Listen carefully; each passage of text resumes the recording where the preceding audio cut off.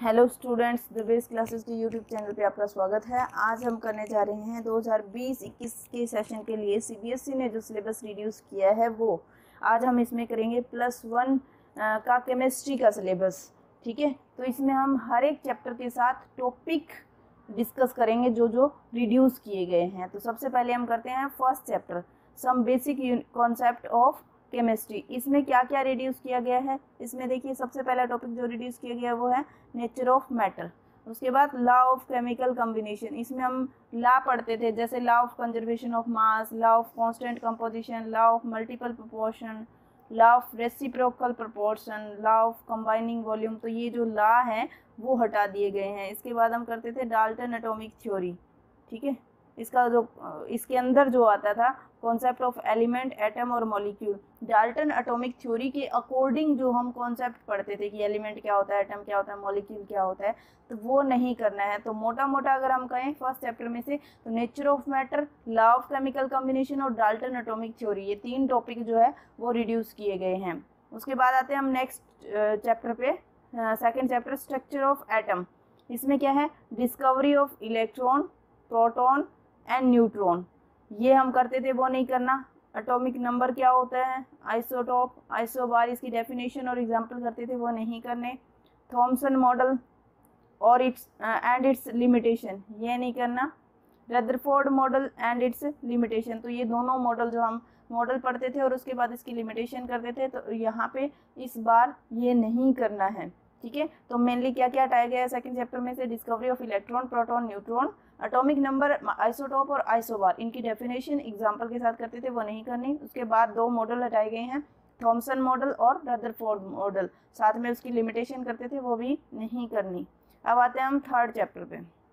Third chapter है हमारा classification of elements and periodicity in property. इसमें जो हमें करना है, जो नहीं करना है वो क्या है, सिग्निफिकेंस ऑफ क्लासिफिकेशन। क्लासिफिकेशन की क्या सिग्निफिकेंस थी, और हिस्ट्री करते थे हम डेवलपमेंट ऑफ पीरियोडिक टेबल की। पीरियोडिक टेबल जैसे हम करते थे ना, ट्राइएड, ऑक्टाविस, लॉ ऑफ ऑक्टाविस, ट्राइएड, ये सब नहीं करना। तो आपका आता है fourth chapter, chemical bonding and molecular structure. इसमें से कुछ भी नहीं हटाया गया है, ये पूरा करना है आपको। नेक्स्ट आता है fifth chapter, states of matter, gases and liquid. ठीक है, तो इसमें जो है वो करना है, वो नहीं करना है लिक्विफिकेशन ऑफ गैसेस। ठीक है, critical temperature, kinetic energy and molecular speed, elementary idea, just इसके बारे में थ्योरी पढ़ते थे, कोई डेरिवेशन नहीं करते थे। तो वो पहले भी नहीं करते थे और अब वो बिल्कुल इसकी जो थ्योरी वगैरह पढ़ते थे वो भी नहीं करनी। उसके बाद हम करते थे लिक्विड स्टेट में, हम करते थे वेपर प्रेशर, विस्कोसिटी और सरफेस टेंशन, इनकी डेफिनेशन और यूनिट वगैरह ये सब कुछ ही करते थे, वो भी नहीं करना। नेक्स्ट आपका 6th चैप्टर आता है केमिकल थर्मोडायनेमिक। इसमें आपको नहीं करना heat capacity, specific heat capacity, criteria for equilibrium. 3 topic है, heat capacity, specific heat capacity और क्राइटेरिया फॉर इक्विलिब्रियम। जब हीट कैपेसिटी और स्पेसिफिक हीट कैपेसिटी नहीं करना तो इसके बीच में जो रिलेशन दे रखी थी हम करते थे, वो भी नहीं करनी। ठीक है, नेक्स्ट हमारा आता है 7th चैप्टर, इक्विलिब्रियम में हम करते थे हाइड्रोलाइसिस ऑफ साल्ट और हेंडरसन इक्वेशन, वो नहीं करना। हाइड्रोलाइसिस ऑफ साल्ट करते थे हम, अलग अलग साल्ट लेते थे, वीक एसिड, स्ट्रॉन्ग बेस, और इस तरीके से 4-5 साल्ट के साथ हम करते थे, वो नहीं करना है। और एक हेंडरसन इक्वेशन करते थे, काफ़ी इंपॉर्टेंट थी लेकिन इस बार नहीं करनी है। ठीक है, इसके बाद नेक्स्ट आता है 8th chapter, redox reaction. Redox reaction में जस्ट आपको एक ही टॉपिक रिड्यूस किया गया है, एप्लीकेशन ऑफ रिडॉक्स रिएक्शन, उसके अलावा और कुछ भी रिड्यूस नहीं किया गया है। उसके बाद नेक्स्ट हमारा आता है हाइड्रोजन। हाइड्रोजन में प्रिपरेशन, प्रॉपर्टी और यूजेस ऑफ हाइड्रोजन और हाइड्रोजन पेरोक्साइड, ये दोनों नहीं करने। मतलब हाइड्रोजन को कैसे तैयार किया जाता है, क्या उसकी प्रॉपर्टी और क्या उसके यूज है, वो नहीं करना। और हाइड्रोजन पेरोक्साइड की प्रिपरेशन और उसका स्ट्रक्चर और रिएक्शन ये करते थे, वो हमें नहीं करना, यूज भी नहीं करना। हाइड्रोजन पेरोक्साइड का पूरा पोर्शन जो है वो इस बार नहीं करना। ठीक है, नेक्स्ट आता है आपका 10th chapter, S block elements. S block elements में से जो रिड्यूस किया गया है वो है कुछ इंपॉर्टेंट कंपाउंड की हम प्रिपरेशन और प्रॉपर्टी करते थे, जैसे सोडियम कार्बोनेट, ठीक है, sodium chloride, sodium hydroxide, sodium hydrogen carbonate, ये नहीं करना। इनकी प्रिपरेशन और प्रॉपर्टी करते थे, इस बार नहीं करना। इसके अलावा बायोलॉजिकल इंपॉर्टेंस सोडियम और पोटेशियम की, ठीक है, कैल्शियम ऑक्साइड और कैल्शियम कार्बोनेट की भी, और उसके इंडस्ट्रियल यूज जो हम करते थे वो नहीं करना। इसके अलावा मैग्नीशियम और कैल्शियम की बायोलॉजिकल इंपॉर्टेंस करते थे, वो भी नहीं करनी। तो बायोलॉजिकल इंपॉर्टेंस 4 कंपाउंड की नहीं करनी, सोडियम, पोटेशियम, मैग्नीशियम और कैल्शियम। और कुछ कंपाउंड की प्रिपरेशन और प्रॉपर्टी नहीं करनी, जैसे sodium carbonate, sodium chloride, sodium hydroxide, sodium hydrogen carbonate, ठीक है। इसके अलावा कैल्शियम ऑक्साइड और कैल्शियम कार्बोनेट, इनके बारे में भी नहीं पढ़ना हमें, ठीक है। इसके बाद हमारा आता है some p block elements, 11th chapter.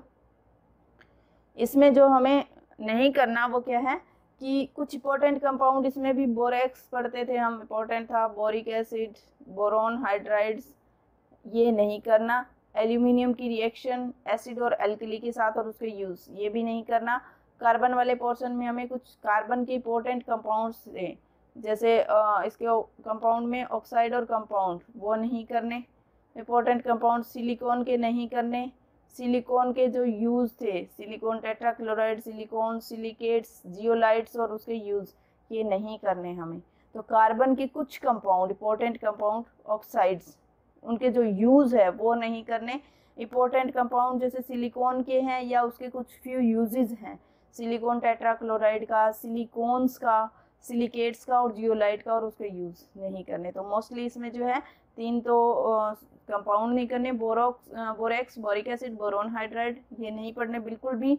Aluminium की सिर्फ रिएक्शन नहीं करनी एसिड और अल्कली के साथ और उसके यूज़ नहीं करने। कार्बन के अंदर कुछ कंपाउंड्स के सिर्फ यूज़ नहीं करने, जैसे उनके ऑक्साइड के और कंपाउंड के, जैसे सिलिकॉन का, सिलिकॉन टेट्राक्लोराइड का, सिलिकॉन्स का, सिलिकेट्स, जियोलाइट और उसके यूज़, ठीक है। तो नेक्स्ट आता है 12th chapter, organic chemistry, some basic principle and techniques. इसमें मेथड ऑफ प्योरिफिकेशन नहीं करना आपको, ठीक है। मेथड ऑफ प्योरिफिकेशन में बहुत है, क्रिस्टलाइजेशन, रिक्रिस्टलाइजेशन, क्रोमेटोग्राफी, काफ़ी सारे मेथड हम करते थे, वो नहीं करना। मोस्टली थ्योरी का पार्ट जो है इन्होंने डिलीट किया है, रिड्यूस किया है। उसके अलावा क्वालिटेटिव और क्वांटिटेटिव एनालिसिस, लास्ट में जो मेथड थे हमारे लैब के मेथड थे इस चैप्टर में, वो हमें नहीं करने। Next 13 chapter, hydrocarbon. हाइड्रोकार्बन में हेलोजिनेशन का फ्री रेडिकल मैकेनिज्म जो था वो नहीं करना। हेलोजिनेशन में क्लोरिनेशन, ब्रोमिनेशन, आयोडीनेशन जो भी था वो सब नहीं करना, ठीक है। उसके बाद कंबशन और पायरोलाइसिस, एक टॉपिक ये था, वो नहीं करना, ठीक है। उसके बाद नेक्स्ट चैप्टर 14, इन्वायरमेंटल केमिस्ट्री। ये जो है पूरा चैप्टर ही डिलीट कर दिया गया है, पूरा चैप्टर ही नहीं करना। अब आपको 13 चैप्टर करने हैं और उनमें से भी कुछ टॉपिक जो है रिड्यूस किए गए हैं, डिलीट किए गए हैं, तो वो आपको नहीं करने। इसके अलावा अगर मैं बात करूं तो कुछ पार्ट जो है प्रैक्टिकल का भी डिलीट किया गया है, जो मैं आपके साथ डिस्कस नहीं करूंगी। डिस्क्रिप्शन में PDF का लिंक दिया गया है जो आप डाउनलोड कर सकते हैं। कोई डाउट हो, कोई प्रॉब्लम हो तो कमेंट बॉक्स में डाल के पूछिएगा। Thank you.